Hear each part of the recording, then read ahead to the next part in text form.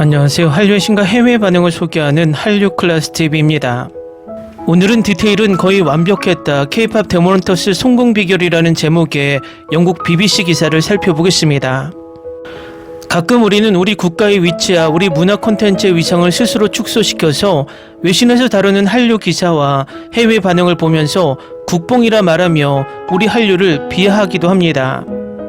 국뽕이란 말에는 두 가지 의미가 존재합니다. 국가에 대한 자랑스러움에 자부심이 차오르다라는 말로 초반에는 우리나라가 자랑스럽다라는 의미로 사용했지만 이제는 너무나 많은 한류 유튜버들이 있는 그대로의 한류 소식을 전하는 게 아니라 1%의 사실과 99%의 과장으로 한류를 다루다 보니 국뽕이란 단어가 부정적인 의미로 더 많이 쓰이고 있습니다.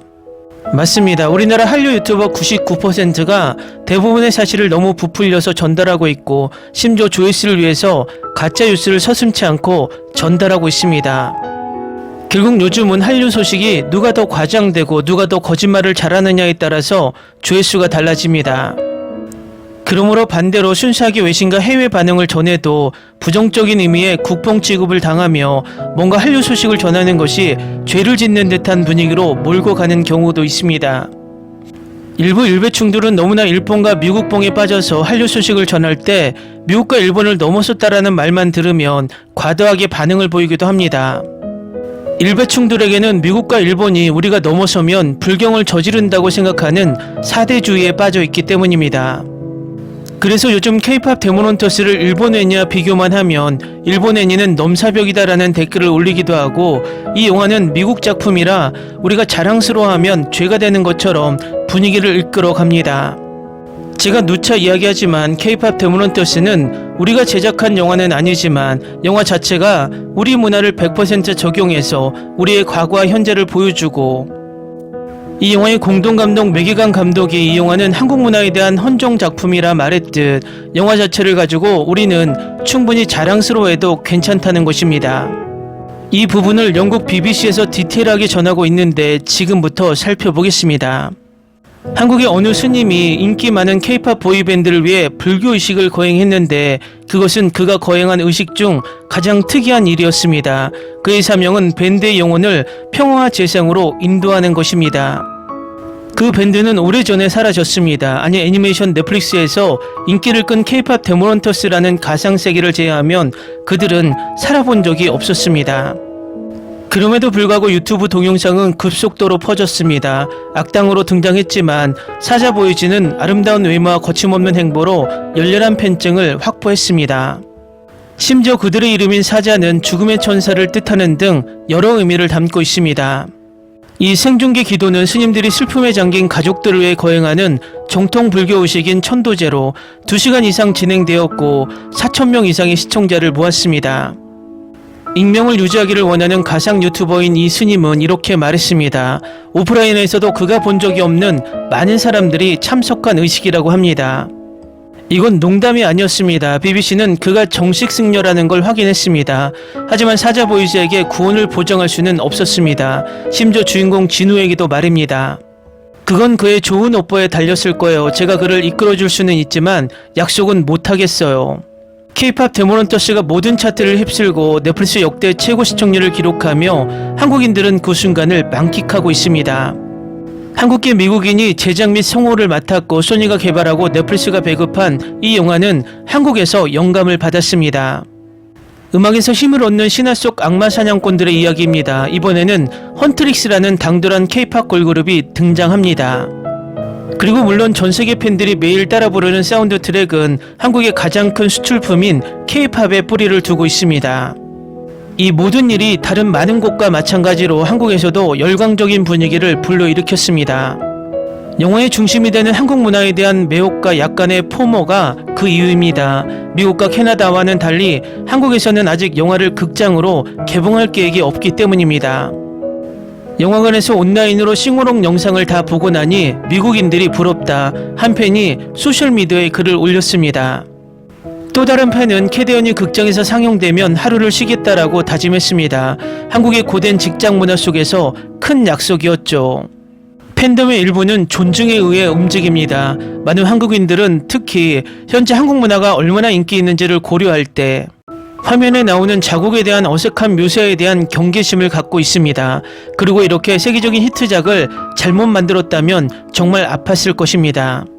한국 문화를 다룬 영화나 드라마를 많이 봤지만 항상 오류가 많았어요. 중국이나 일본의 정통 문화와 혼동하고 배우들이 어색한 한국어를 구사하는 등 모든 것을 얄팍한 모방으로 축소해버렸죠. 30대 여성 이유민 씨가 말합니다. 하지만 저는 캐대언이 우리 문화를 묘사한 방식에 진심으로 놀랐습니다. 그녀는 오프닝 장면을 가리키며 이렇게 말합니다. 조선시대 초가집 한복을 입고 각자의 독특한 머리 모양을 한 평범한 사람들, 디테일이 거의 완벽했어요. 그녀는 그것이 지금처럼 전 세계 사람들의 마음을 사로잡을 것이라고는 상상하지 못했다고 말합니다. 이 영화의 노래는 스포티파이에서 가장 많이 스트리밍된 노래 중 하나가 되었고 트랙 골드는 빌보드 핫백에서 1위를 차지했습니다.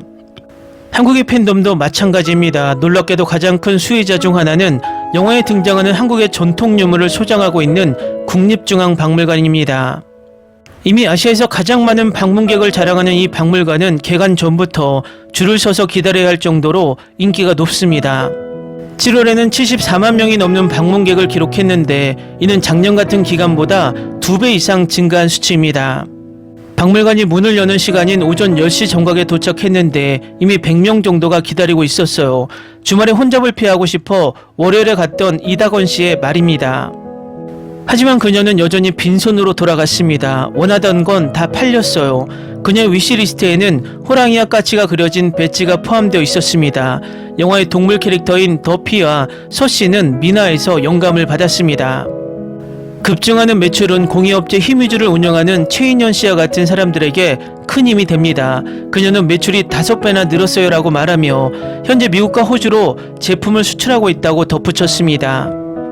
그녀는 진주조개가 달린 호랑이 모양의 전통 장신구인 놀이개가 갑자기 매진되기 시작했을 때 K-POP 데모넌터스를 알게 되었다고 말합니다. 최 씨는 이전에 박물관에서 일하며 한국 유물에 대한 교육 프로그램을 개발했습니다. 영화를 보고 나서는 한국 문화가 잘 전시되어 있고 하나의 이야기로 엮여 있다는 생각이 들었습니다. 어떤 사람들에게는 이미지와 상징성만이 공감을 얻는 것은 아니었습니다. 여주인공 루미는 부끄러움과 수치심 때문에 자신의 진짜 모습을 숨깁니다. 저도 그 점에 공감했어요. 이다건 씨는 말합니다. 한국 사람들은 다른 사람들이 어떻게 생각하는지 너무 걱정해요. 한국 영화계에서 활동하는 유튜버 박진수 씨는 처음에는 이 영화를 K-POP을 기반으로 한 괴기한 애니메이션이라고 치부했지만 마침내 영화를 보고 나서는 정말 재밌게 봤다는 걸 알게 되었다고 밝혔습니다. 그는 특히 한국 영화계의 블록버스터 영화를 절실히 필요로 하는 지금 저는 개인적으로 K-POP 데모넌터스를 스크린에서 보고 싶습니다라고 말합니다. 지금은 같은 파일을 나눠 갖기 위해 전쟁 중이지만 스트리밍과 영화관은 각자의 목적이 있습니다. 함께 트렌드를 만들어가고 그것이 바이럴 마케팅으로 이어진다면 그들이 다투는 파이는 결국 더 커지지 않을까요? 캐대언이 그 역할을 할 수 있다고 생각합니다. 그에게 있어 싱어롱 경험은 영화관에서만 제공할 수 있는 것이며 스트리밍으로 히트한 영화를 흥행에 성공시키는 한 가지 방법입니다. 개봉 후 2달이 넘었지만 이 영화의 인기는 꺾이지 않았습니다. 오히려 극장 개봉으로 이어지고 있습니다. 북미에서는 특별 싱어롱 상영을 통해 넷플릭스에서 K-POP 데모넌터스가 박스오피스 1위를 차지한 최초의 영화가 되었습니다. 이제 한국 팬들은 똑같은 경험을 갈망하고 있으며 많은 팬들이 온라인과 오프라인에서 영화관에서 캐디언을 부르고 싶어요 라고 말하고 있습니다. 이 영화는 9월에 열리는 부산 국제영화제에 상영될 예정이며 올해는 제한적으로 싱어롱 상영을 한다고 발표했지만 티켓은 부족할 것으로 예상됩니다. 넷플릭스에서 이 영화를 5번 이상 본 이유민 씨는 영화가 개봉되면 꼭 갈 생각이라고 말합니다. 남편도 꼭 데리고 갈 거예요. 남편은 아직 못 봤어요. 한국에서 캐디언 상영을 원합니다. 한 팬이 온라인에서 이렇게 선언했습니다. 아무것도 확정된 건 아니지만 벌써 가사를 다 외우기 시작했어요.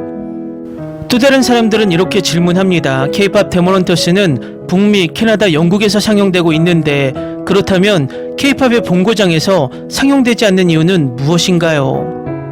기사 잘 보셨나요? 우리는 외신 반응이 궁금하지만 외신들은 이 영화에 대한 한국인들에 대한 반응이 더 궁금한 모양입니다. 요즘 K-드라마 영화 해외 반응을 찾아봐도 해외 시청자들은 한국 시청률과 한국인들의 반응을 더 궁금해하는 댓글을 많이 봅니다. 그만큼 문화의 중심축이 이제 한국 쪽으로 쏠리고 있다는 방증인 듯 보입니다. 앞으로 더 많은 K-드라마 영화들이 세계를 지배하며 중심축을 완전히 가져오길 바랍니다. 한류 클래스 TV는 한류 외신과 해외 반응을 꾸준히 쫓아가 보겠습니다. 재밌게 잘 보셨나요? 여러분의 구독, 좋아요, 댓글, 알림 설정은 컨텐츠 제작에 큰 힘이 됩니다. 그리고 항상 하시는 일마다 대박 나시고 행복하시길 바랍니다.